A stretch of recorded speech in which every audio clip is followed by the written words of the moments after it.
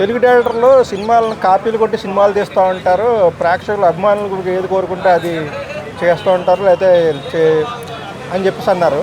అంటే తెలుగు డైరెక్టర్లు అందరినీ ఆయన విమర్శించారా, క్రిటిసైజ్ చేశారంటే? అంటే విమర్శించారనేది దానిలో కొంచెం వాస్తవం ఉంది. ఎందుకంటే ఇప్పుడు పూరి జగన్నాథ్ గారు ఉన్నారు. ఆయనకు కథలు అతను కొత్తలు కాపీ కొట్టలేక అతను క్లిక్ కాలేకున్నాడు. ఇప్పుడు కాపీ కొట్టడం అంటే ఏంటండి, రొటీన్ సినిమాలు 4 పాటలు 4 ఫైట్లు క్లైమాక్స్ మీరు చూస్తున్నారు. ఈ రెగ్యులర్గా జరిగేది అవే 4 పాటలు 4 ఫైట్లు క్లైమాక్స్. లాస్ట్లో పోలీసు వాళ్ళు వస్తారు, హీరో హీరోయిన్ లవ్ చేసుకుంటారు, లాస్ట్లో పెళ్లి. ఇదే రొటీన్ స్టోరీ, కొత్తగా ఏం లేదు.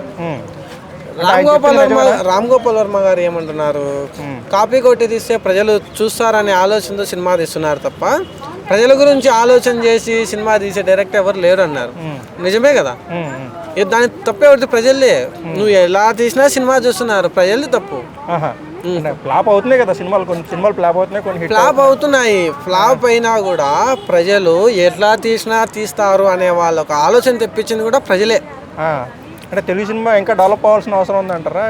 తెలుగు సినిమా డెవలప్ కాదు, తెలుగు ప్రజలు డెవలప్ కావాలి. తెలుగు సినిమా డెవలప్ కాదు, తెలుగు ప్రజలు డెవలప్ కావాలి. ఏ విధంగా డెవలప్ కావాలి? ఇప్పుడు ఇక్కడే ఉంది కృష్ణానగర్, డిగ్రీ లైఫ్ చేసుకొని ఊర్ల నుంచి వచ్చింటారు. చీకట్లో 5 గంటలకు స్టార్ట్ అవుతే బస్సు ఎక్కి నైట్ 12 గంటలకు వస్తారు 500 కోసం. అదే సినిమా మీద ఒక్కొక్కరికి హీరోకు 100 కోట్లు, డైరెక్టర్కి 40 కోట్లు, మ్యూజిక్ డైరెక్టర్కి 10 కోట్లు. కానీ జూనియర్ ఆర్టిస్ట్ గురించి ఎవరు ఆలోచన చేయరు.